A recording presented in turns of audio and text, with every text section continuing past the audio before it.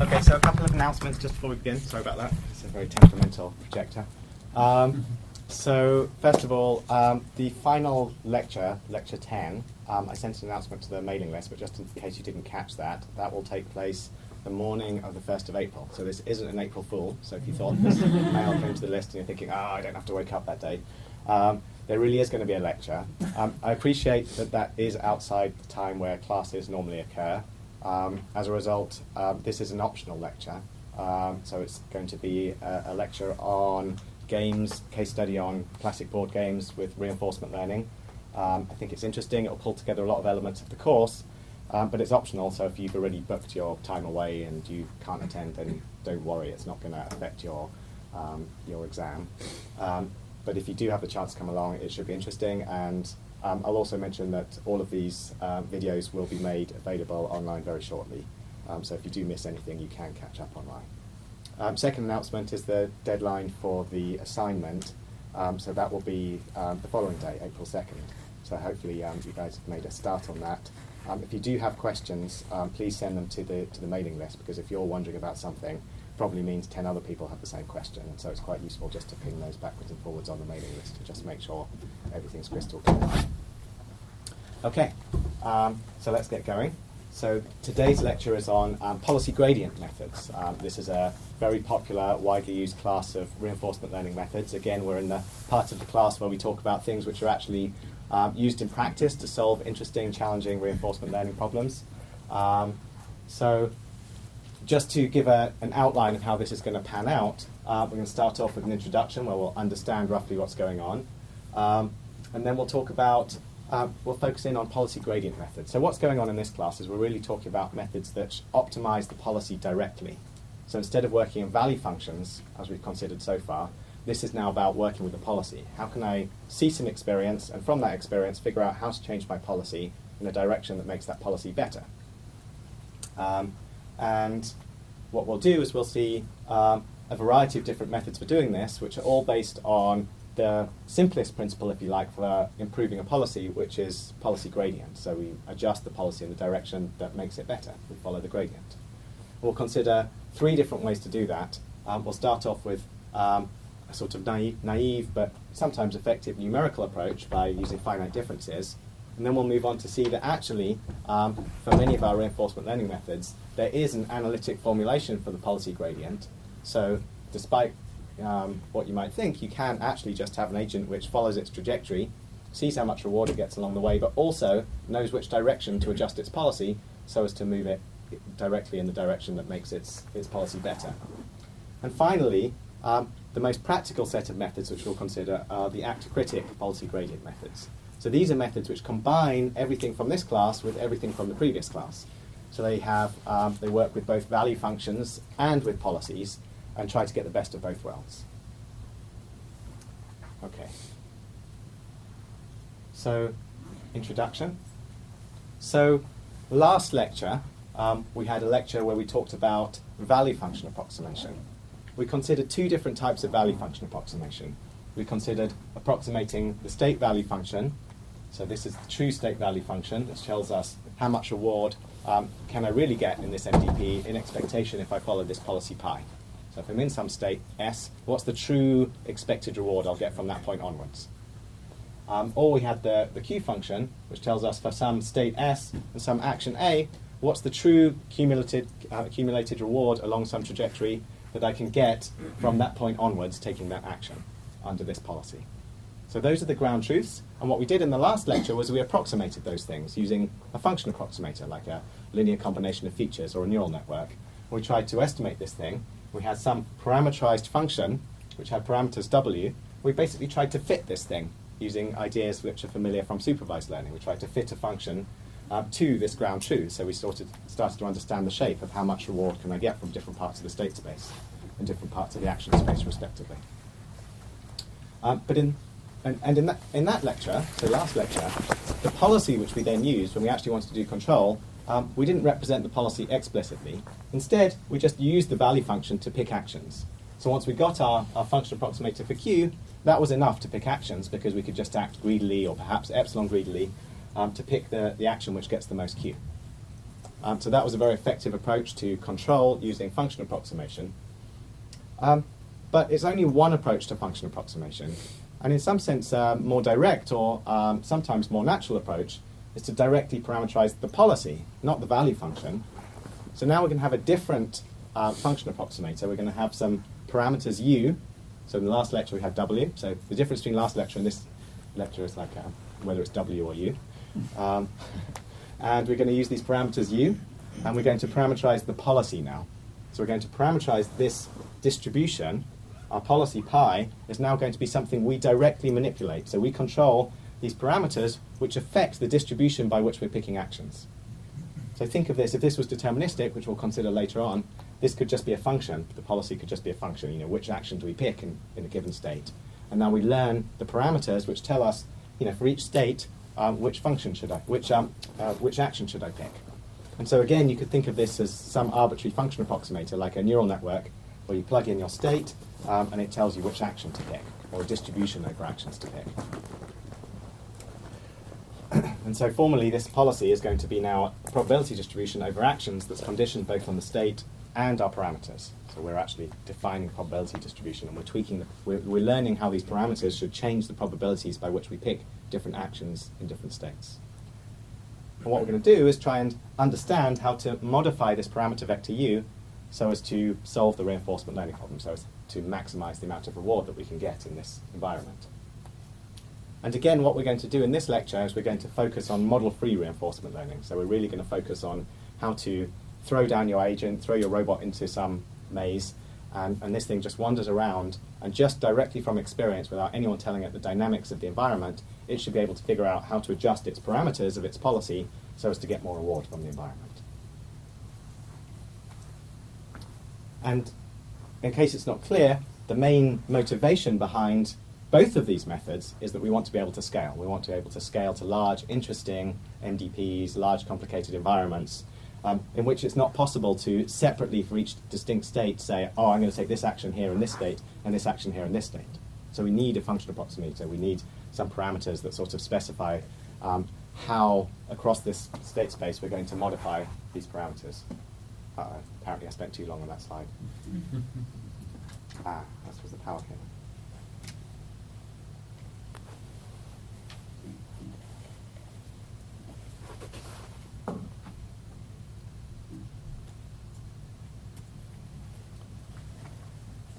So while we're waiting for my computer to come back to life, any questions? Hopefully it's, the motivation should be clear. So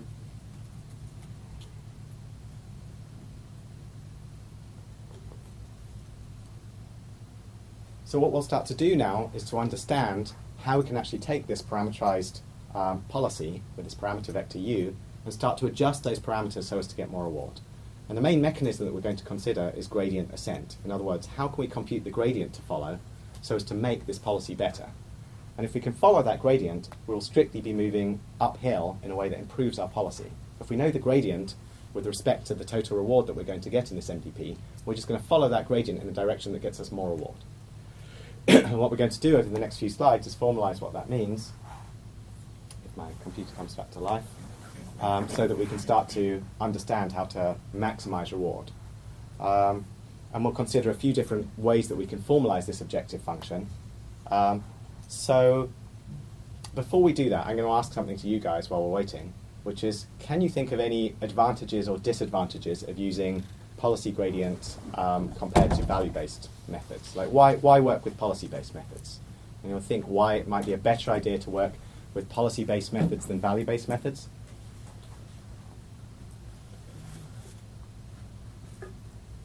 Good.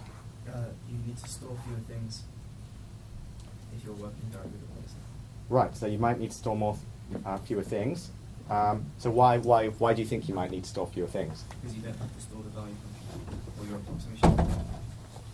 Right, so there are some situations where it's more efficient to represent the value, the policy, than the value function. There might be situations where, imagine you're playing one of these Atari games like Breakout or something, and it might be that the value function is quite complicated. It might be that actually precisely working out how much score you might get from some point onwards might be tricky, but to represent the fact that if the ball is coming down over here, you should always move left, might be a very simple policy to represent.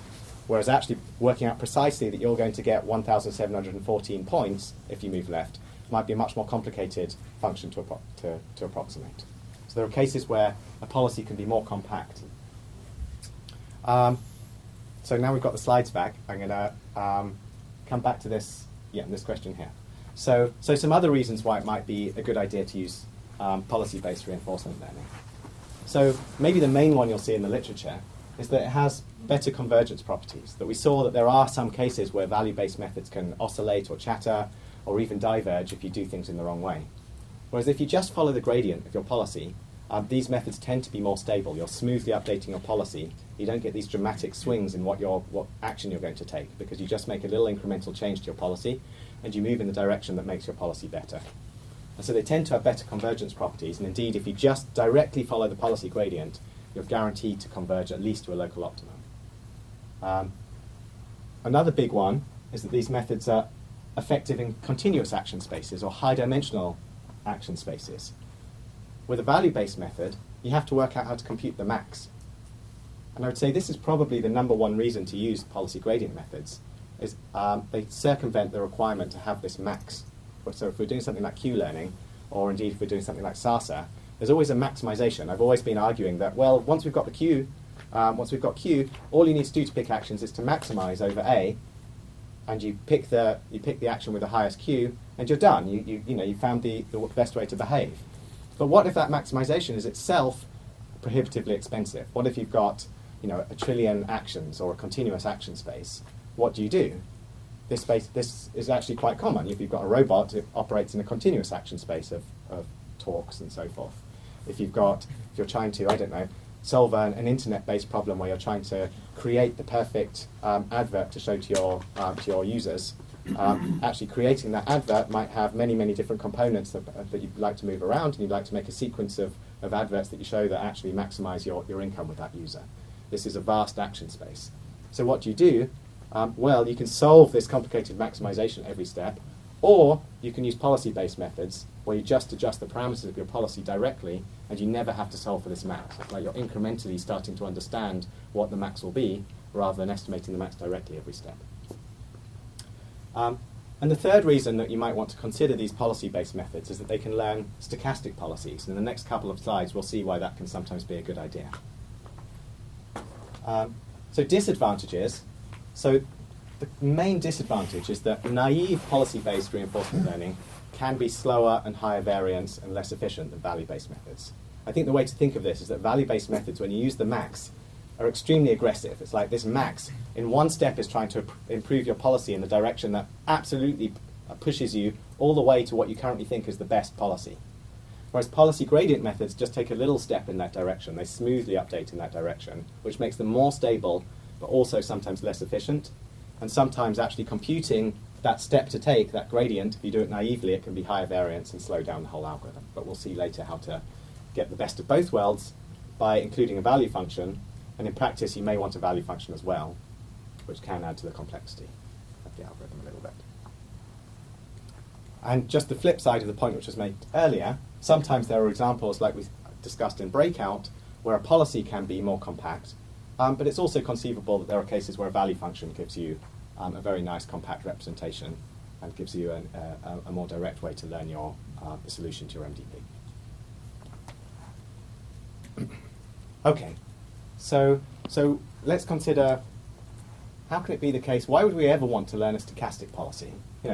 Ultimately, aren't we just maximizing? Don't we just want the thing which maximizes? Don't we want to maximize our reward? And if we're always maximizing reward, intuitively you might think a deterministic policy should be good enough, because a deterministic policy is always something, you can always find it, maximizing something can be a deterministic process.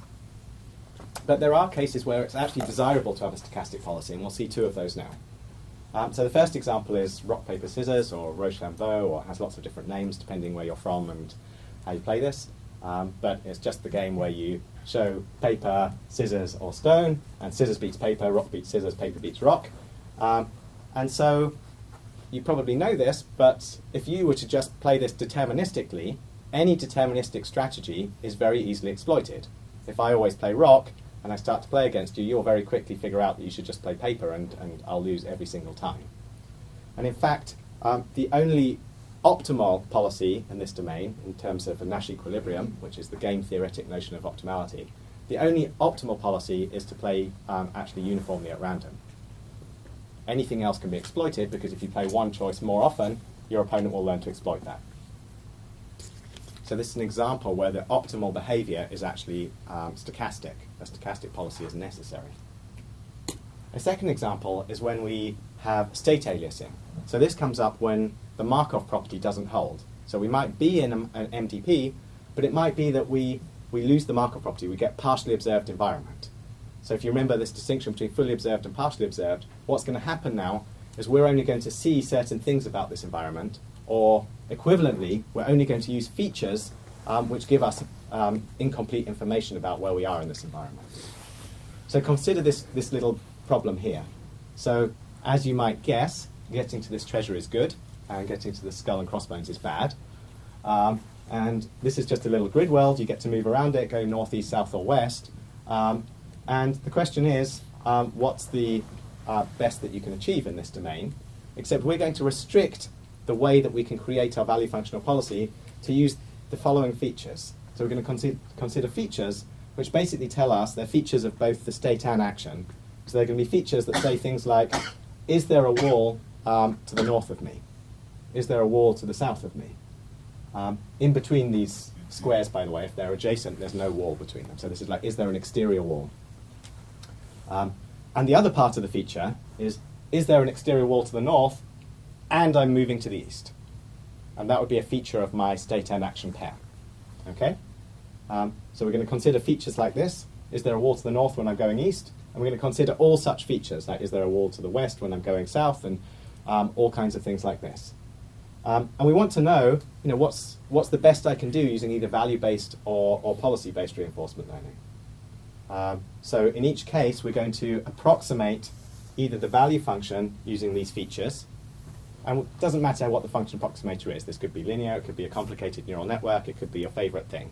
The question is, what's the best that could be done in principle? And we're going to compare it to policy-based reinforcement learning, where we parameterize a policy using some function of these features. And the question is, which will do better?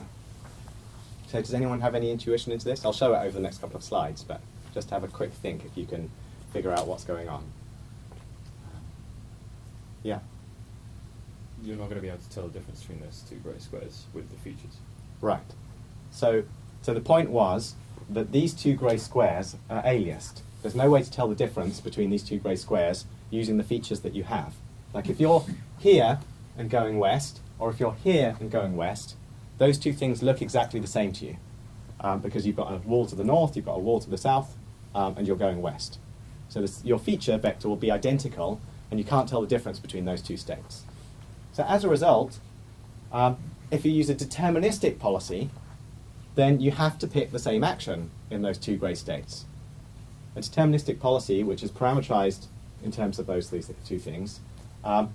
And so imagine that you learn a value function now. The value function for these two states has to be the same. And if you act greedily with respect to that value function, you'll either go west all the time, or you'll go east all the time. Okay? And so this greedy idea of generating a deterministic policy, or even a near deterministic policy, would basically lead to the following behavior, which is if you're on this side of the map, you would oscillate backwards and forwards forever if you're using greedy, or for quite a long time if it was epsilon greedy, and you'd never reach the treasure, or take a very long time to reach the treasure. If you use a stochastic policy, then things are much better, because we can optimize our policy so as to choose a policy that goes east or west with 50-50 probability here. So now, if we're in this grey states, we'll just randomly pick a direction, and if we find ourselves over here, well, sometimes we'll go left, but sometimes we'll go back right, and then we'll be pushed down to the treasure. So in just a couple of steps, we're likely to reach the treasure, compared to a value-based method, where if we were to act greedily with respect to our value function, we would end up taking, in certain cases, a very, very long time to reach the treasure, possibly forever. Okay, So the summary of these couple of slides is to say that whenever state aliasing occurs, a stochastic policy can do better than a deterministic policy. So we had a theorem early on in the course which was that there's always a deterministic optimal policy for any MDP. But that's for a Markov decision process where you have, that was in the table lookup case, where we have the perfect state representation.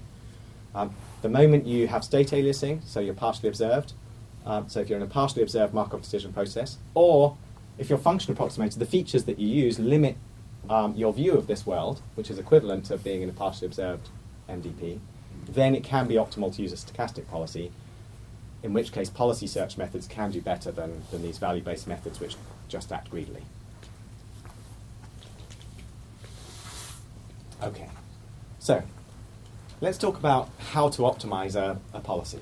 So what does it mean to optimize a policy? Well, we need to know what the objective should be. So here's 3 different objective functions we might choose. We want to know how good is this policy. The first choice is, so we're going to consider some parameterized policy with these parameters u, and we want to know essentially what's the best u. So the first case we're going to consider is, if we're in an episodic environment, we're going to consider the starts value. This basically says, if I always start in some state S1, or if I have some distribution over start states S1, what's the total reward that I'll get from that start state onwards?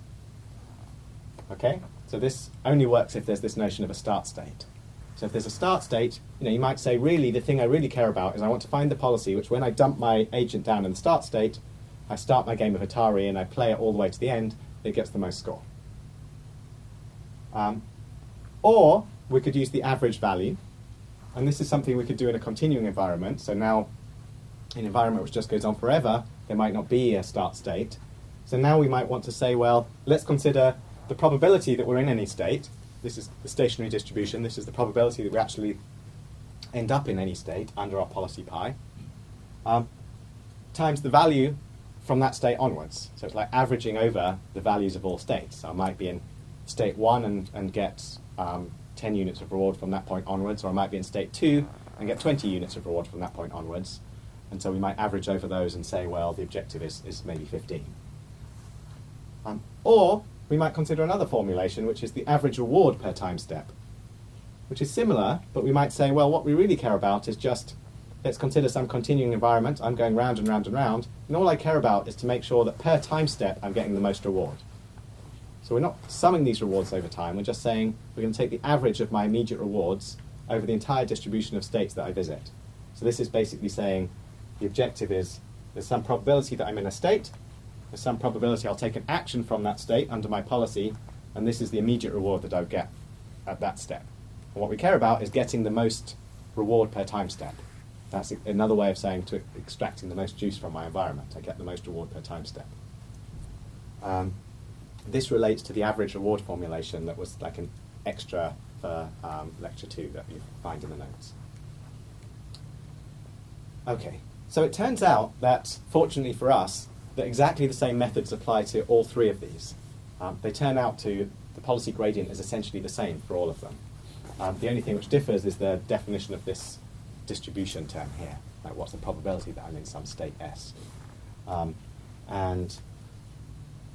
And they're just rescalings of each other. So they turn out to basically follow the same gradient direction. And so we don't really need to worry which of these we're following because we end up with the same policy gradient. So now what we're going to consider is trying to optimize one of these objectives. So we're going to pick one of those 3 objectives. And we're going to say what we want to do is to find the u, find the parameters that maximize this objective function. So find the u such that when you drop your IBO robot down, your IBO will walk as fast as possible. And so how can we do that? Well, there's lots of familiar approaches to optimization. Hopefully you've come across some of these. Optimization methods are classically divided up into gradient-based methods and gradient-free methods for optimization. So if you don't have access to the gradient, there's some algorithms you could use for optimization, like hill climbing or simplex method, where you've kind of got a triangle that you flip over and over and over as it folds its way down the hill, sometimes called the amoeba or Nelda-Mead. Genetic algorithms, these are all optimization methods that you could throw at a policy search problem and try and find the best policy which maximizes one of these objective functions. But typically, the reason people consider gradient-based methods is if you have access to the gradient, you can almost always get greater efficiency out of your optimization method. And some of the familiar methods for doing this are things like gradient descent, conjugate gradient, quasi-Newton methods.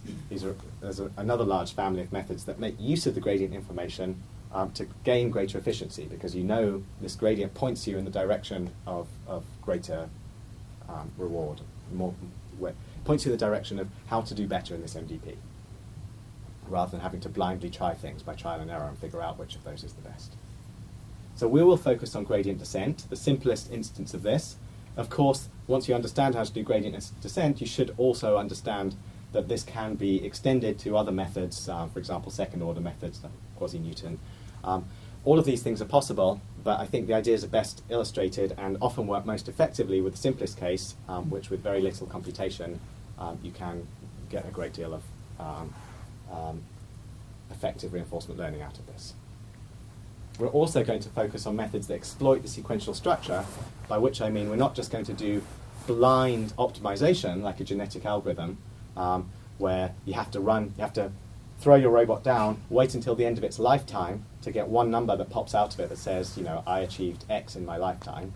We would rather break open the trajectory, see that partway through this trajectory it had achieved some sequence of states and rewards, and make use of that sequence of states and rewards to do better than waiting all the way until the end, until this thing dies, before you can actually optimize it. And so we'd like to learn within the lifetime of an agent. Okay, so we'll start with the very simplest version, which is finite difference policy gradient methods. So let's begin by this familiar idea of what policy gradient is. So in the last lecture we considered gradient descent, because we had something like a mean squared error, and we were trying to minimize the error. In this lecture we're going to consider gradient ascent, where we have an objective function, which is something like how much reward can I get out of this system, and we want to make this thing higher. We want to basically ascend our objective function. So we can imagine that there's some surface that says, for any policy parameter, so imagine that these are two different policy parameters, and there's some surface defined by those two different policy parameters, and they might be parameters of how my IBO walks around, and we're going to adjust those policy parameters in the direction that gets us a faster walk, for example.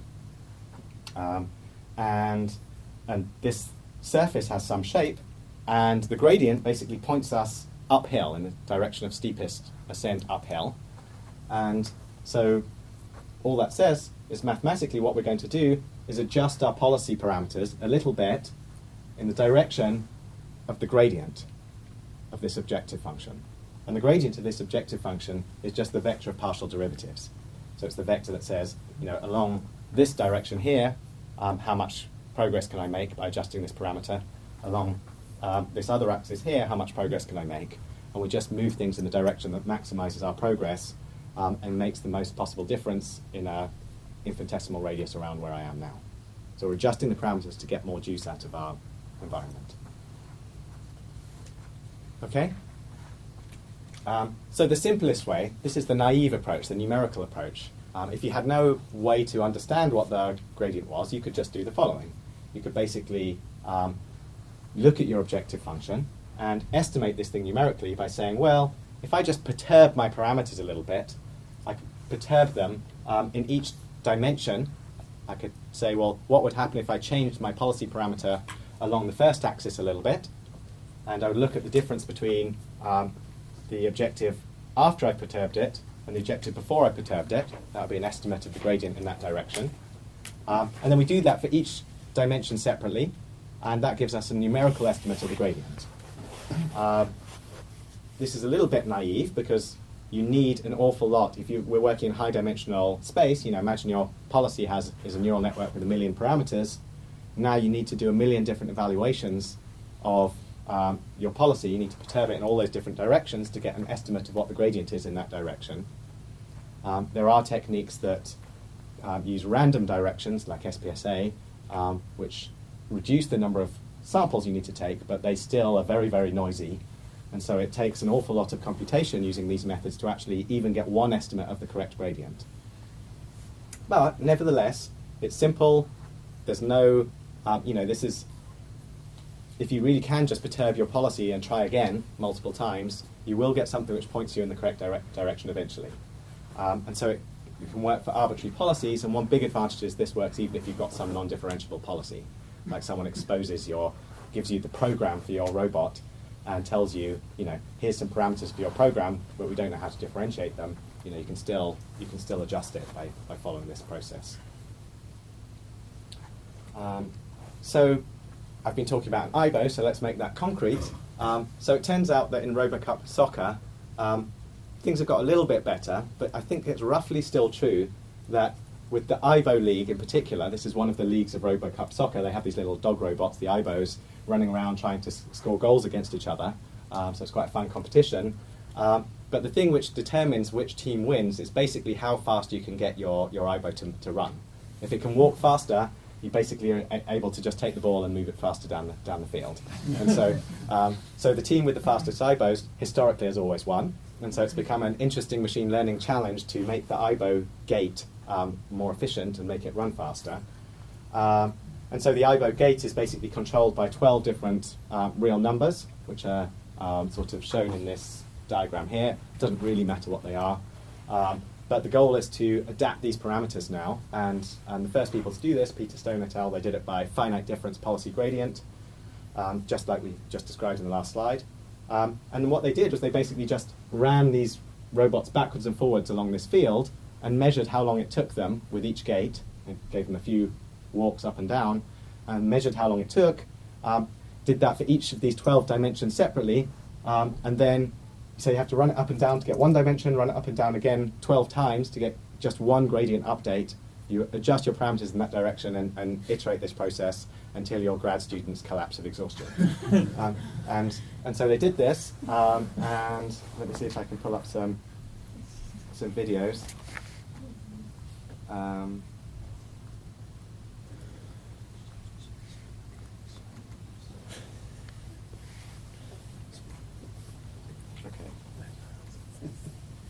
So this is at an early stage before it's really been trained, and I think what the main thing to notice is that it slips a lot. That this thing is really dependent on the ground which it's on, and it tends to slip an awful lot. And over time, it starts to learn something a little bit better.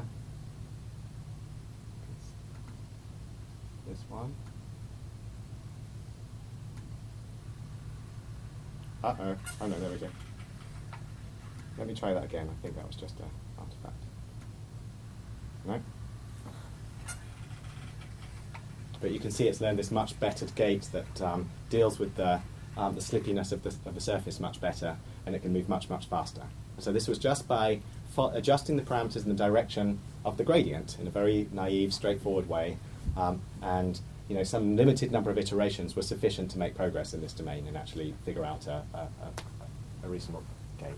Now, if you move to higher dimensions, these numerical methods tend to collapse. And so what we'll consider for the rest of the class is how to analytically compute the gradient so that you don't have to laboriously compute this gradient separately for each of your dimensions.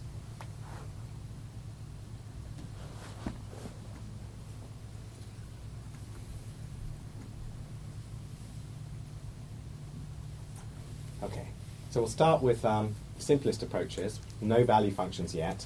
That's the Monte Carlo approaches, and then we'll come back and we'll bring value functions back into the picture. Okay, so we're going to use the following idea, which is we want to compute the policy gradient analytically, and what we're going to assume is that our policy is differentiable. It doesn't actually technically have to be differentiable everywhere, it only has to be differentiable when it's actually picking actions. So if you have some non-differentiability but you're not actually ever picking that action, that's okay. We're also going to assume that we know the gradient of our policy, that we're in control of our policy, something like again, it could be a Gaussian policy or a softmax policy, we'll see some examples, or a neural network, and we know the gradient of this thing because we've created it. And what we're going to use is a trick called likelihood ratios. And the likelihood ratio trick, I'm just going to put it up in isolation, because what we're going to see is pretty much for the rest of the course, this magic gradient of the log policy term is going to appear. And I think it's useful to understand why this gradient of the log appears, because otherwise you'll just be scratching your head saying, why are we suddenly looking at the log of the policy, not the policy itself. And it basically comes up just from this following likelihood ratio trick, where what we're going to want to do is we want to take the gradient of our policy, we want to understand the policy gradient, and we're going to want to take expectations of that thing. And so the way we do that is we basically note that we can multiply and divide by our policy without changing it, and that this term over here on the right, the gradient of the policy divided by the policy, is equal to the gradient of the log of the policy. Okay? So that's just straightforward calculus. And this term over here is a very familiar quantity from statistics and machine learning. It's sometimes called the score function. But if you were doing something like maximum likelihood learning, this is the term which would come up. If you were just trying to maximize the likelihood of some action A, which someone gave you, you would follow this gradient. This is the thing which maximizes the log likelihood. And so the way to think of this term is this is the thing which tells you how to adjust your policy in a direction that gets more of something. So if you were to tell it the right action and you were doing supervised learning, you would plug in exactly this term for some particular supervised action here, and that would tell you how to get more of that particular action. So this tells you how to adjust your policy in a particular direction to achieve more of something that's good. And so we're going to use that, and what we see now is that by basically rewriting this gradient in this way, we're able to take expectations. Like computing the expectation of this thing is hard, but computing the expectation of this thing is easy because we have this policy here, and this is actually the policy we're following. And so we can take an expectation of this term because this is something we can actually sample from. This is the policy that we're actually following ourselves. So we'll see that in a minute. But just before we do that, let's consider this score function and understand what it looks like for two common examples. So perhaps the simplest example you should have in your mind, which we use for discrete actions, is the softmax policy. So the softmax policy is basically something where we want to have some smoothly parameterized policy that tells us how frequently we should choose an action for each of our discrete set of actions. So this is an alternative to something like epsilon greedy, or and the idea is to basically say what we're going to do is we're going to take some features, we're going to form some linear combination of features, for example, and we're going to consider that as like this some kind of value that tells us how much we'd like to take an action. So we've got features of our action in our state, we've got some parameters for those features, and then we weight those features by some weight, and we add it all together, and that tells us how much we desire that particular action A. And then what we do is to actually turn that into a probability, we just exponentiate it, and we normalize. So the idea is that the probability that we actually pick an action is proportional to the exponentiated value that we get when we take a linear combination of these features. So this is called the linear softmax policy. So a softmax in general is a policy that's proportional to some exponentiated value. And you can choose those values to be anything you want. And here we're just parameterizing those values in the simplest possible way by using a linear combination of some parameters with our features. So this is a very straightforward way to parameterize a policy in a discrete domain. So imagine we're doing Atari, and we want to know, should I go left or should I go right? Well, we'd have some features of going left, and we'd have some features corresponding to going right. We would weight each of those, and whichever one scores more highly when we make this weighted sum would get higher probability when we actually come to pick these actions. And now, what we're going to try and do is find the gradient of this thing. We want to know, well, how do we adjust this thing so as to get more of the good things?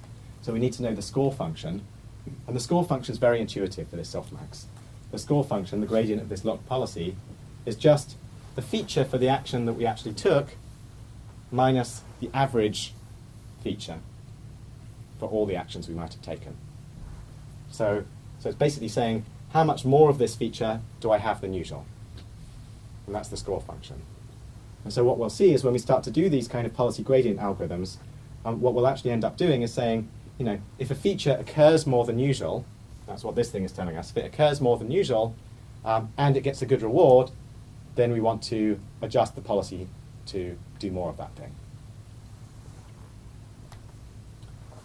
Okay, so this is the softmax policy.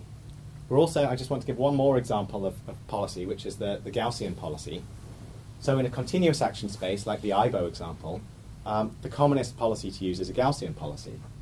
And what do we do with a Gaussian policy? Well, we basically just parameterize the mean of this Gaussian, and then you have some randomness around that mean, some variance around that mean, that says most of the time I'm going to take this mean action, that's given by, say, a linear combination of some features. But sometimes I might take some deviation from that mean, and there'll be some variance like sigma squared, which could also be parameterized. You could have a variable variance. But the simplest case is to say now the action is selected according to some normal distribution with mean mu of s, where this might be a linear combination of our features. Like before, we've got features of our state and some weights for those features, and some variance parameter. So basically we get to pick the mean, and then we just add some noise to that thing to make it stochastic. And so if we were using a Gaussian policy, what would this score function look like? Well, the score function is basically, again, this tells us how to get more of a particular action. And here, again, we have something very similar to the last slide, where this tells us this is the action we actually took. This was our action A. And this is the mean action. This is the mean. So we basically want to know, let's take the action we actually took minus the mean. That tells us how much more than usual we're doing a particular action. Multiplied by the feature. And then we just scale that by the variance. So in both of these cases, the score function takes this form of sort of how much more than usual am I doing something. And that's quite intuitive when we start to look at these policy gradient updates. Okay, so that's just to give some intuition for what these score functions look like. Now let's talk about the actual policy gradient, this analytic policy gradient. And to do this, I'm just going to derive it for the simplest possible case, and homework, if you like, could be to extend this to the full MDP case. We'll talk about what it looks like, but I won't derive it for you. And the special case we're going to consider are one-step MDPs. So what do I mean by one-step MDP? I mean that you start in some start state S. You get to take one step, and you get one reward. It depends on where you were and what action you took. But then the episode terminates immediately. So there's no sequence in this case. It's just a one step, and then you're done. And you get some reward, and the goal is to pick your actions so that you maximize that reward. And the right thing to do might depend on the state and the action. So we'll see later this is also called, in a subsequent lecture, as a type of contextual bandit.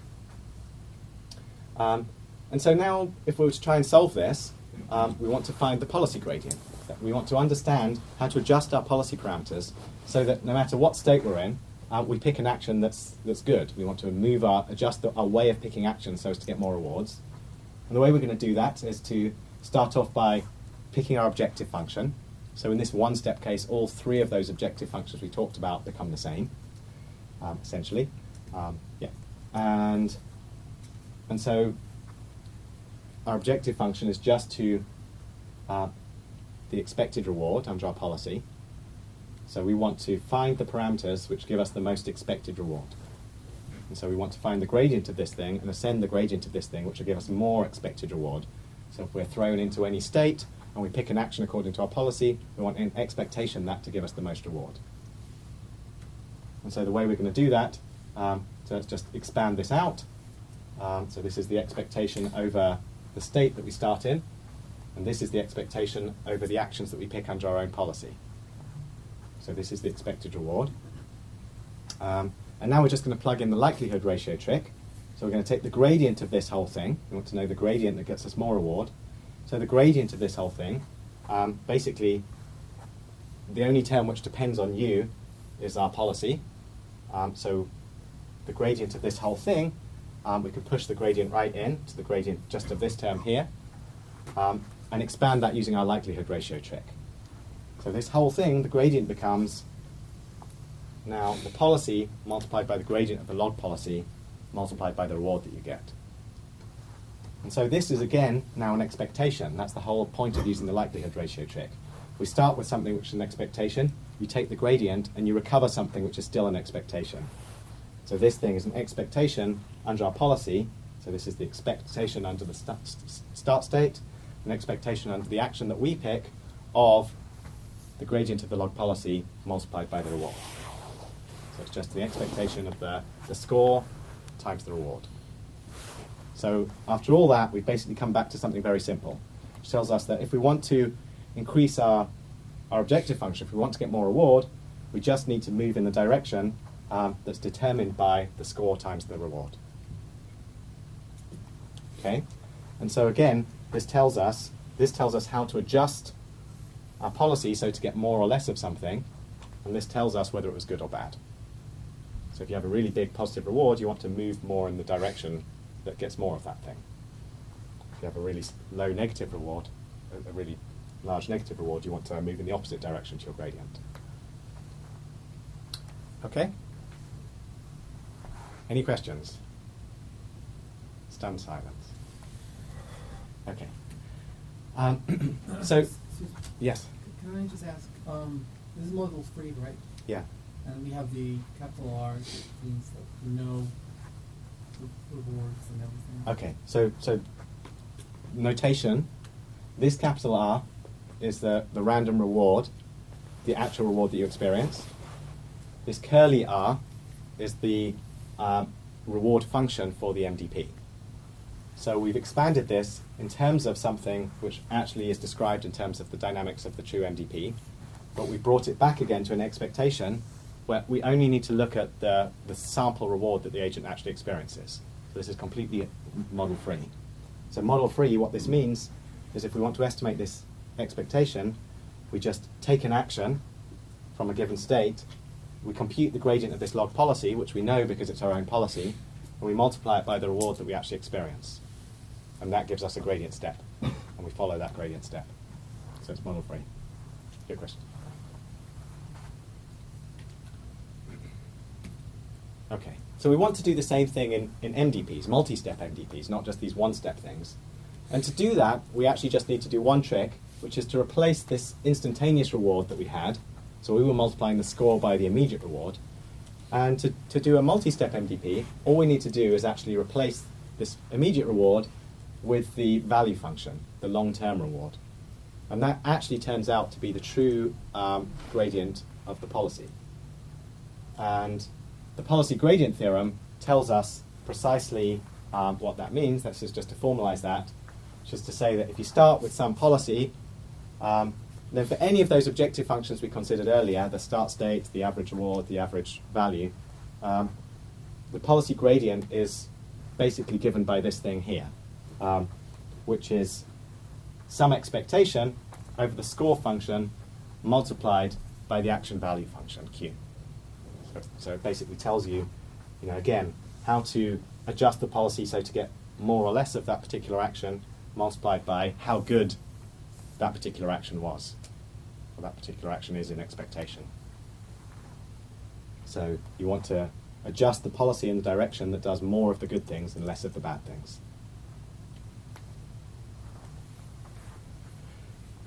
And if you were just doing supervised learning and maximum likelihood learning, you'd have something which looked very, very similar, but you just wouldn't have this value function term here. You would just be adjusting things in the direction that made your policy achieve more of the things that your teacher tells you.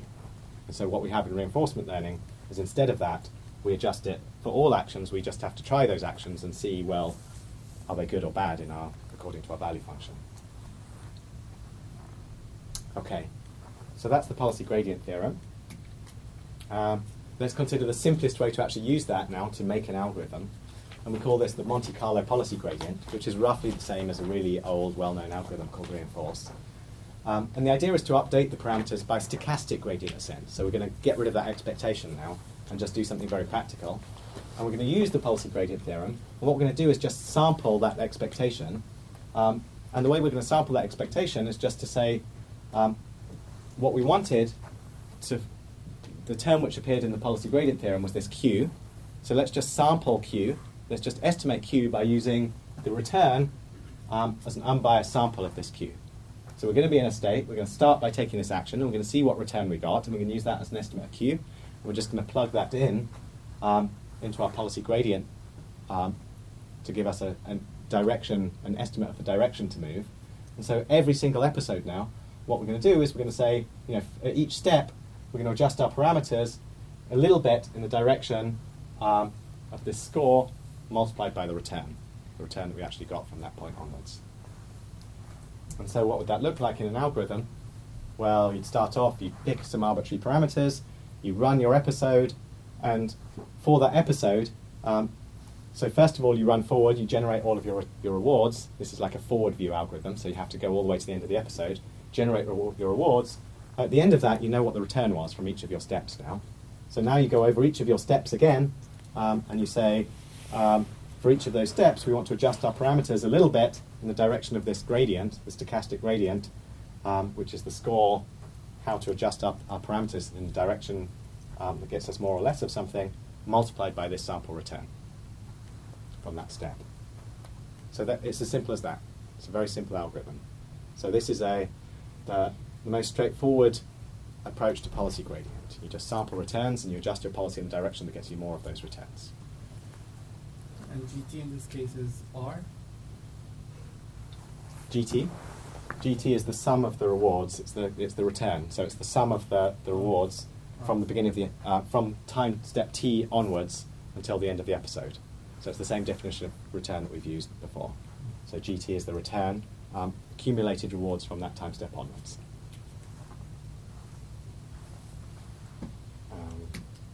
Okay, so here's a little example. This is using that same Monte Carlo policy gradient with a particular policy parameterization. And the idea is that you start off with this puck in this world, and this puck is sliding along. There's very low friction in this domain, and you just get to exert a small force on it every time step, which can just slightly perturb its direction. And so if you're not careful, it can really overshoot its target. And then the target is given by this pentagon, which moves around every now and then, and it has to try and reach that target.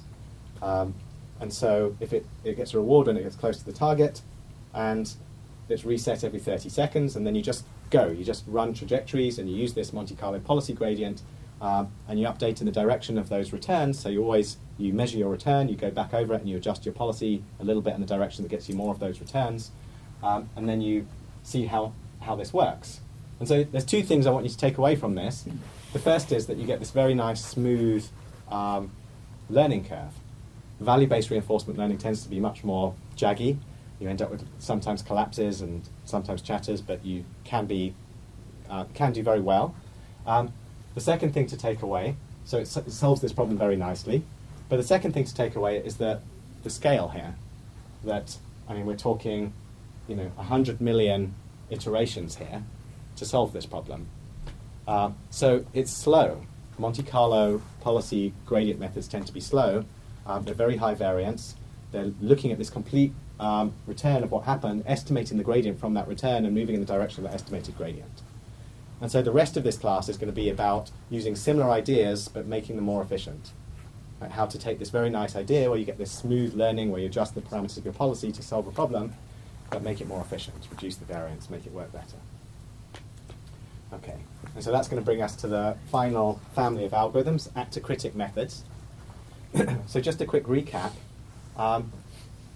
So the main idea is that we've got this high variance estimators of the gradient now. So we had this policy gradient. We plugged in the return to estimate the gradient by taking a sample of our Q values, but that thing's very high variance. Like, it might be that I'm playing, Atari again, and on one particular episode I might get a score of 1,000, and on the next episode I might get a score of 0, and that's just in the randomness of what happens, because, over the course of 10,000 steps there are many, many different random events which might occur.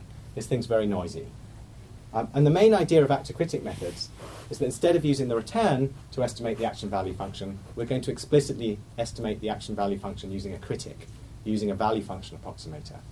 We're going to bring back the ideas from the last lecture, combine value function approximation with our policy methods.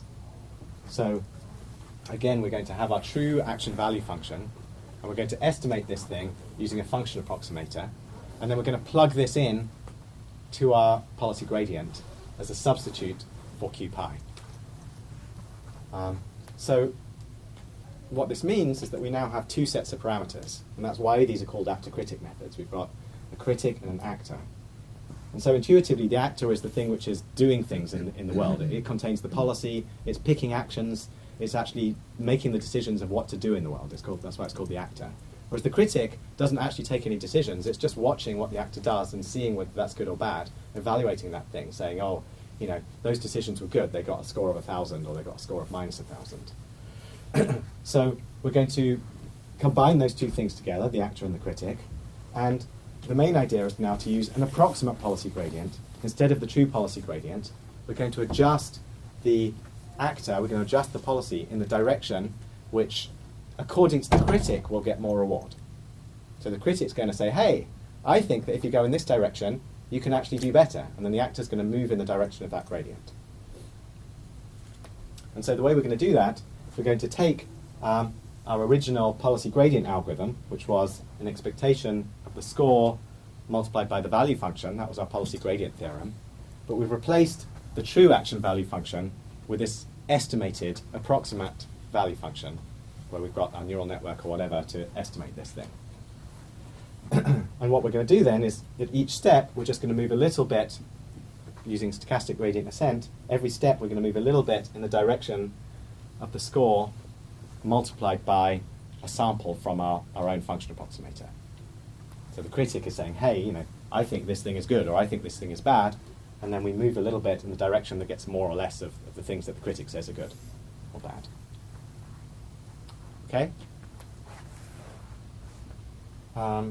So how do we estimate the action value function? How do we estimate Q? What do we do for the critic? Well, that should be familiar. That's what we did last lecture. We started off with this problem of policy evaluation. We want to know, you know, if I'm following some policy pi, if I'm following this policy pi, we're trying to estimate this Q pi. We're trying to say, how good is that policy? We're not trying to optimize it. We're not trying to build a critic that estimates Q star. We're just trying to say, according to this current behavior, how good is it? How much reward will I get under this current behavior? And then we're going to use that to point us in the direction that will improve our policy. So a way to understand this is we want to say, how good is this current policy pi u for our current parameters u? We want to know how good is that thing. And so we can use everything we've learned so far, Monte Carlo policy evaluation, temporal difference learning, TD lambda, pick your favorite policy evaluation algorithm, least squares, temporal difference learning, anything you like, throw it into the pot, get an estimate of your action value function, and use that to adjust your actor.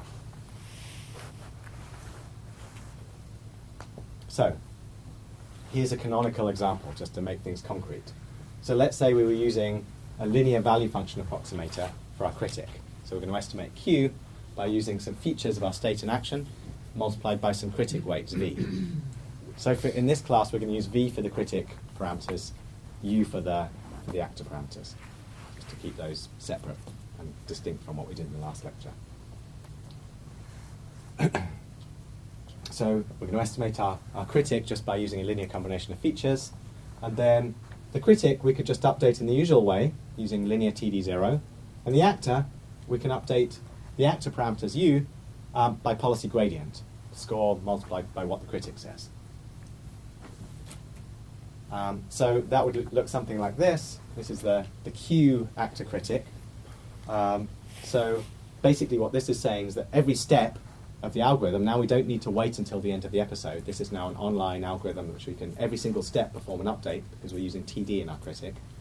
We don't need to wait till the end like we do with Monte Carlo. So every step of our episode, or every step that the agent experiences, we're going to sample the transition, we're going to see what the reward was, we're going to see where we ended up after that step. We're going to pick an action according to our own policy. We're going to get the TD error between the value before that step and value after that step, just like we did in the previous lectures. Now we're going to update our critic in proportion. Our critic we can update a little bit in the direction of the TD error multiplied by the features. So that was linear TD0, so that's from last lecture. That's how to update our critic in a direction that minimizes the error between what we thought was happening before, what we thought the value was, and what the value ended up being after one step. This is like correcting our errors and making ourselves self-consistent. And we're also going to adjust the actor. We're going to adjust the actor in the direction that gets us more of the things that the critic says are good. So that's the actor-critic idea, using a canonical case using linear TD. Okay, any questions so far? I'll just pause there before we're going to start adding more tricks to reduce variance, make these algorithms more efficient. So if you're If you're feeling uncomfortable, now is the time to say, because we're just going to layer more pieces on from here on in. Yes, good. Sorry. So you have a policy, you get a estimate, and then from that estimate you try to get another policy out. Is that true? That's right, yeah. So we can think of this as another form of generalized policy iteration, where we start off with a policy, we evaluate that policy using the critic, and then instead of doing greedy policy improvement, we're moving a gradient step in some direction to get a better policy. So it's just like our familiar machinery, where we're making the policy better and better, and every step we're evaluating that policy, moving a little bit up the gradient to find a better policy. My question is, choosing the first policy, does it differ? Choosing the first policy, you can pick an arbitrary policy, so you initialize your policy parameters however you want. It could be, typically now we've just got parameters though, we're not using greedy anymore, we've just got some parameters, and those parameters determine our policy. I'm scaring people away from it. Okay, and we're making those policies, we're following the gradient so as to make those policy parameters better, so that our policy gets more and more reward out of the NDP. Okay, so we start off with some policy parameters, that determines our behavior, we want to make that behavior better and better and better. There's no greedy anymore, no epsilon greedy. The policy itself determines how we move around in this environment. These policy parameters. We're always picking actions according to the policy that's determined by these parameters U. So, yeah, one more question. But if your policy was epsilon greedy over your Q function, do you like fall back to Q learning? What happens? Let me go back to a slide that I kind of skipped at the beginning because the projector was down. This one. Okay. We had this in the introduction, but I think it's worth reiterating. So let's classify our algorithms into either whether we have a value function that we represent, whether we have a policy that we represent, or whether we have both. That's what this Venn diagram represents. If we have a value function, if we represent that value function, we call it value-based. If we have a policy that we represent, we call it policy-based. And if we have both of these things in our algorithm, we'll call it an actor critic. Okay? And epsilon greedy is something we do when we live in this side of the diagram. Epsilon greedy, we don't actually explicitly represent the policy. Instead, we use a simple trick, which is we say, if we've got the value function, if we've got Q, we're just going to act greedily with respect to Q, and sometimes act randomly. What we're considering now in this lecture is an alternative approach, which is to actually learn directly how to pick actions. We're going to parameterize the policy. So instead of doing greedy or epsilon greedy, we're directly parameterizing the policy. We're deciding how to pick those actions. And we want to figure out, well, if I pick my actions in a particular way, will I get more reward? Will I get less reward? And so we're actually in a different space here altogether, where we're directly parameterizing things. So there's no greedy, there's no epsilon greedy anymore. But if you parameterize your policy to be like greedy over your Q, over your value function, if you parameterize it, so that's like an implicit parameterization, which I would say is what we call value-based here. So it's like if we're basically saying our policy is the thing which is acting greedily with respect to my value function, that's purely value-based. We're not explicitly representing the policy. But does that algorithm still work? Is there a way to recover exactly, like a pure value-based method? Like there's a result which says that basically for a particular class of policy gradient algorithms that we'll see shortly, it turns out that if you take the limiting case where you make your step size bigger, so for all of these policy gradient algorithms, there's some step that you take in the direction of the gradient. And you could ask the question, what happens if you take an infinite step in the direction of that gradient? So if we just get back to where we are. So in all of these algorithms, there's some gradient update where we update our parameters a little bit in the direction of our score. And for a certain class of policy gradient algorithms, if you make this thing infinitely large, then it actually takes you to a greedy step. So that's true certainly for natural gradient algorithms, which we'll see later. So the step size is what kind of controls how greedy you are. So think about the softmax policy, okay, this thing where we were exponentiating some score. If you see that like one of these actions appears to be a little bit better than the other, so you had some policy where you were taking this left more often than right, and now you see something where left actually did even better than right, so you saw a good score for this guy. What are you going to do? well, you're going to push yourself a little bit in the direction that makes left even more probable and right less probable. If you make your step size infinite, you'll push the probability of going right all the way down to 0 and the probability of going left all the way up to 1, which is equivalent to acting greedily. So there is a limiting case where you recover kind of greediness, and the step size is what controls the smoothness. So it's certainly true for some algorithms. Yeah, I'll take one more question and then move on. Sorry, so when you were learning a value function, Yeah. you had the development operator being a contraction, and so you knew you were going to get to the optimal value. Yeah. Do you have the same thing here? Because you could have suboptimal sort of modes in your... Okay, this is a really great question. So the question was, if we're using policy gradient methods, do we still have the same guarantees that we'll find a unique global optimum, or could we get trapped in some local optimum? So it turns out that, at least in the case where we're using, so you could consider table lookup representations of policy. So let's consider the table lookup case. In the table lookup case, you can represent your value function by having one value for each state. And if you use the Bellman equation, you get a contraction, you guarantee that you get a global optimum. With policy-based methods, if you just follow the gradient, for example with a softmax, it's known that for the softmax that you also find the global optimum in the table lookup case. So if you have a softmax which is like a separate softmax parameters for each state, you also achieve a local optimum. Now, for the case where you've got some more general function approximator, it's clear that if you've got something like a neural net, neither method will guarantee that you find a global optimum. You can always get trapped in some kind of local optimum. For certain special cases in between, it's unclear, and I think it's an open research question, actually. Right. Okay. So we're still in this space where we've got like this basic principle. We've got this family of actor-critic methods. We've got this family where the actor is basically picking the actions. We've got some policy, we're using that to pick the actions.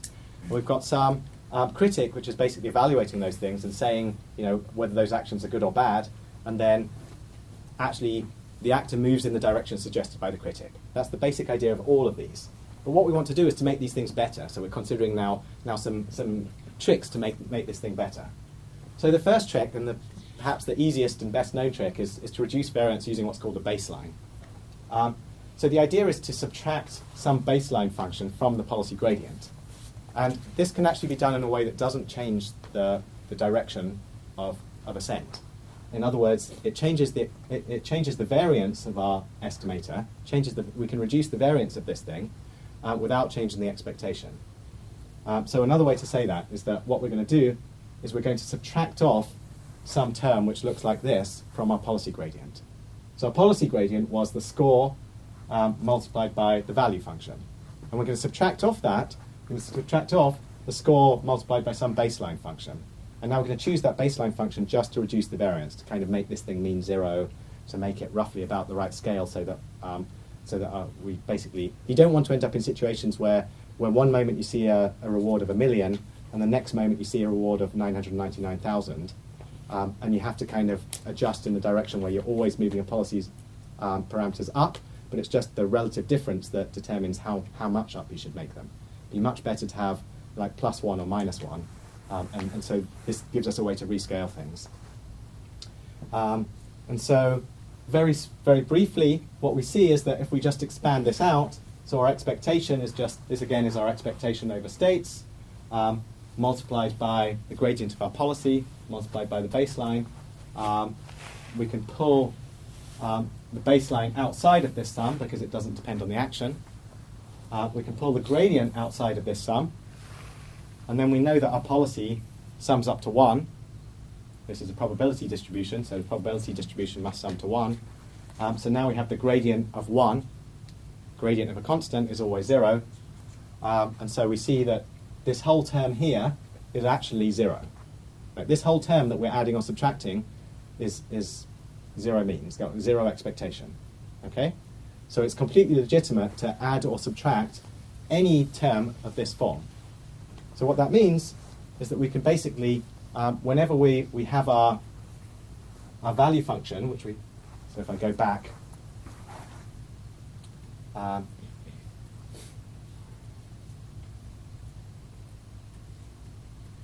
whenever we had our value function here, this was our policy gradient theorem, And our policy gradient theorem told us that the direction we really want to move is this score function multiplied by q. But now what this result tells us is that we can add or subtract anything we want from this q. As long as that thing is just a function of state and not a function of action, we can add or subtract anything we want from this so as to control the variance of this whole term here. We want this expectation to be low variance, but we don't want to change the direction of ascent. And so we can do that, and there's a particularly nice choice that we can pick for this thing, which is going to have some nice consequences for us. And the particular baseline which we're going to choose is the state value function. Okay? So what we're going to do is we're going to start off with our q values, our action value function, and what we're going to do is subtract off the state value function. And what we're left with is something called the advantage function. This is something which tells us how much better than usual is it to take action A. So we're going to look at the q value of action A, which tells us how good is it to go left if I'm in a particular state, compared to how good is it to be in that state in general. And that tells us how much better than usual, how much more reward than usual will I get if I take a particular action. And so intuitively, that's just the right quantity to use in our update. So we call this thing D, like the difference, the advantage function. And so what we're going to do is now rewrite our policy gradient theorem in the following way. So this is still the policy gradient theorem. This is still just ground truth. We've just rewritten it by subtracting off a particular baseline function. And so our policy gradient theorem we can rewrite as the expectation of the score multiplied by the advantage function. So again, let's see if we can understand this intuitively. It's basically telling us, this tells us how much better than usual is a particular action A. And this tells us how to adjust our policy so as to achieve that action A. So if this thing is ever positive, if we ever do better than usual using a particular action A, this will tell us how to move in the direction that achieves that gain. If this thing is ever negative, this will move us in the opposite direction, away from the direction that achieves that particular action. So this is always pushing the policy parameters towards situations where you do better than usual.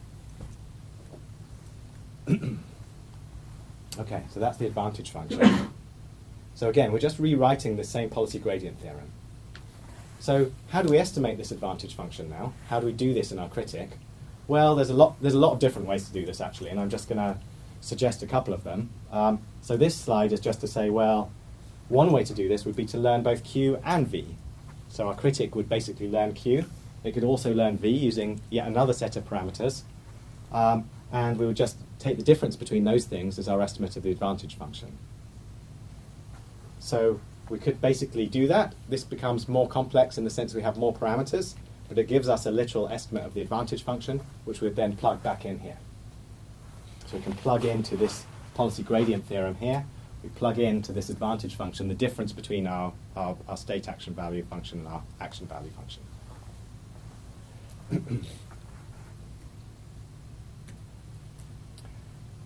There's an easier way, and probably a better way, and that's what this second slide is about.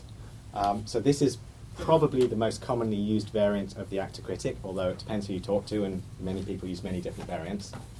And it uses the following idea, which is that the TD error is a sample of the advantage function. So consider the following TD error, this d pi, this delta pi thing here. So if we knew the true value function v pi, then this basically tells us that the TD error is equal to the reward plus the discounted true value at the next state minus the true value in the state I'm in. That's just the definition of this TD error. Now, in expectation, we can take the expectation of this whole thing. We can say, well, what's the expected TD error?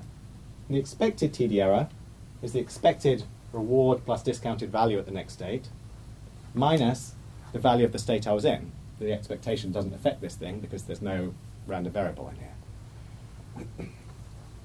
S is what we're conditioning on. This term here, the expected reward plus state value at the next state, given S comma A, is precisely the definition of Q. This is just like unrolling our Bellman equation one half step. So Q is equal to the expected state value at the next step. And so this whole thing here basically tells us that the TD error is an unbiased sample. We've basically got our Q minus V now. This is the advantage function. This whole thing tells us that the TD error is an unbiased sample of the advantage function. So if we want to move in the direction of the advantage function, all we need to do is to measure the TD error and move a little bit in the direction of the TD error. In other words, if we ended up, I'm in a state where I think I'm winning a game, I make an action, I find myself in a situation where I'm losing the game, so that generates a TD error.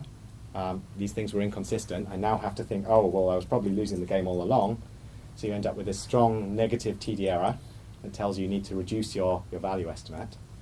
And so now what we're going to do is plug in that TD error as an estimate of the advantage to say that whatever I did on that step that generated that TD error, whatever move I made, it was probably a bad idea. So there was something which I was in a situation where I took an action that took me to a situation where I started off thinking I was winning, and I took some move and now discovered that I'm in a situation where I'm losing, so probably that was a bad move. And so that's the intuition here. We're now going to plug in that TD error as an unbiased sample estimate of the advantage function. And the nice thing about this is that we only need to estimate V in our critic. We don't need to estimate Q, we just need to estimate the state value function. There's no actions that come into it. And what we do is we just plug in, so this would actually be another way to rewrite our policy gradient theorem. Again, this is just a rewriting of the policy gradient theorem. We haven't changed anything. There's no approximation yet. But if we use a critic to estimate V, if we use a V hat now instead of the true V pi, and we use the TD error based on our approximate TD, based on our approximate value function, and we just plug in that estimate of the TD error there, then we end up with something which is a good approximation to this policy gradient theorem. That's a practical algorithm. We estimate V, we generate TD errors using our V, and we move in the direction of those TD errors. And we only need one set of critic parameters, V, to do that. Okay. So just a couple more ideas to throw in for this family of different things that you can try, and then I'll summarize and just bring them all back together. I've got one slide at the end that hopefully is just like a summary where you can come back and say, these are the different things that you can do with ActorCritic. So this one is really just a reminder of the previous lectures, which is to say, what about this idea of eligibility traces and different timescales?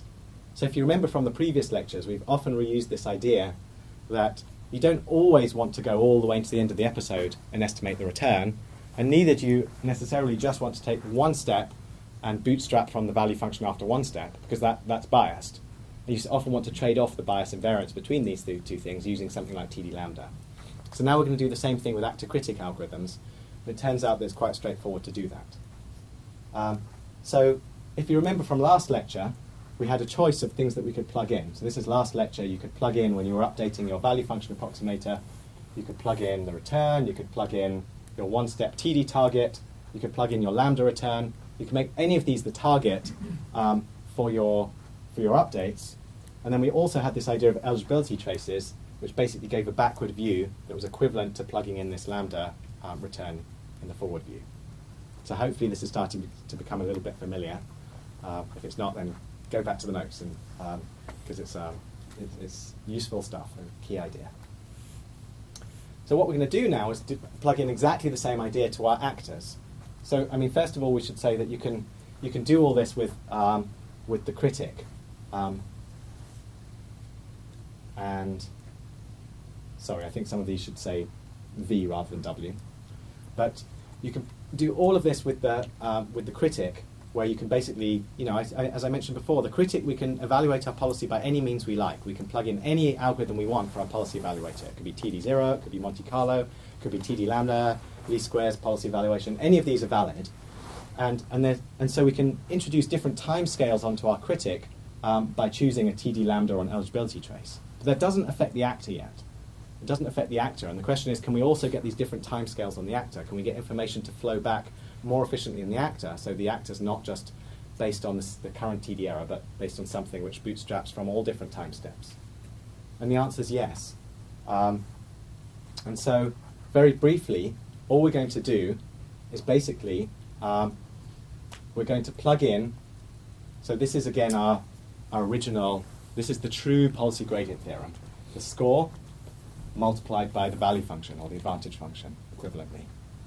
And what we're going to see is that there's different things which we can plug in so far. We've seen two different examples. We've seen that we can do the Monte Carlo policy gradient, which looks something like this, where we plugged in the return. So we use the return multiplied by the score as our estimate, and we subtract off some baseline here. So if we always just subtract off this baseline value function here, you end up with the return minus this value function multiplied by the score. When we used the TD error, we ended up with the one-step target, the TD target, the reward plus the discounted value at the next step, minus our baseline. Okay, so these are different targets. When we use the Monte Carlo target, we end up plugging in the return. When we use this TD error version, where we're estimating the advantage function using the TD error, we plug in the TD target and subtract off the value function as a baseline. So these are equivalent. These are different ways to estimate our original policy gradient theorem. These are different approximations. And sometimes it's a good idea to do this. This is a high variance, low bias estimator of the policy gradient. And sometimes it's a good idea to do this, where we introduce bias by bootstrapping from our value function, but we dramatically reduce the variance. And again, the goal is to get the best of both worlds, where we want to come up with a gradient estimate which bootstraps from our critic all kinds of different time steps. We don't just want to rely on our critic at this time step to estimate the gradient. We want to use the critic. So we want to be able to say, well, the critic at this time step says I should go this way. The critic at the next time step says I should go this way. So what we really want to do is to combine these together and actually move in some combined direction. And so that's the idea of using eligibility traces. And it's exactly analogous to the way we do it in value-based reinforcement learning, where we compute our TD error, we build up an eligibility trace, and the eligibility trace now basically is an eligibility over our scores. So we basically remember all of the scores that we've seen recently. And so if I had a high score for this particular action in this particular state, we remember that, we bump up our eligibility trace, and then later on when we come to make an update, we move in the direction where the scores have been largest, most recently, and most frequently. So the way to understand this is, the best way to understand this is by analogy with the eligibility traces in the value-based case, where you can literally look at the updates and you can see that wherever you had an eligibility trace in the value-based case, the updates were identical. Like if we were doing value-based reinforcement learning, we would look at, say, our lambda return minus our current value, and we'd have just multiplied directly by the gradient of that value function, not by the score. And so all we need to do is like a search replace. Wherever we had the gradient before, we search replace with the score, and that will actually work and give us a legitimate eligibility trace instead. Okay. So summary of this idea, so we're building up our toolkit of ideas that help us to make Actor-Critic effective in practice. So now we've got a new piece to our toolkit, which is eligibility traces, how to make our actor make use of critics from many different steps all the way into the future. And the nice thing about this approach as well is that unlike Monte Carlo policy gradient, we can apply this online. We can basically use critics that build up things going far, far into the future, but we can do it online, and we can apply this in incomplete sequences or in situations where the environment is continuing, never stops, or in situations where we're working off policy.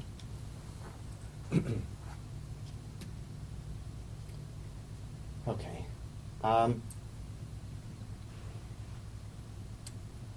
So I think what I'm going to do is I'll talk very briefly about this. So there's a really important question in actor-critic algorithms, which is, in some sense, it should be the first question that you ask about actor-critic algorithms, which is that we've used this critic, and we just kind of said, let's replace the true critic value with some approximation to that critic value. And we just plugged in that thing and hoped that the gradient that we follow is still correct. In other words, we started off by deriving the policy gradient theorem. We said, this is the true gradient to follow if you really want to improve your policy. And then we substituted in something. We substituted in a critic And we said, okay, well, you should follow what the critic says instead of the true value function. But how do we know that that's valid? How do we know that this really is pushing us in the correct gradient direction and we're not actually following some bogus gradient? And the answer is that, amazingly, if you choose the value function approximation carefully that you use, it's possible to pick a value function approximator that doesn't introduce any bias at all. In other words, despite the fact that we don't have the true value function and that we're approximating the value function, we can still follow the true gradient. We can be guaranteed to follow the true gradient with our policy updates. And that approach is called compatible function approximation. And compatible function approximation, I won't go into the details of it, but the main idea is to say that the features that we use to have a compatible function approximator, the features that we use are themselves the score function. We basically build up features for our critic where the features are the score of our policy. And if we use that particular type of feature and we use linear combination of those features, then we actually guarantee, according to the theory on this slide and the following slide, which I'll leave to look at afterwards, we can actually guarantee that we don't affect the policy direction, that we actually still follow the true gradient direction if we follow these compatible features. Okay. Now, I know that I'm throwing a lot of ideas at you, and there's a big soup of possible things to follow. I want to throw in one last idea. This is a recent idea. I think it's a useful idea to know about.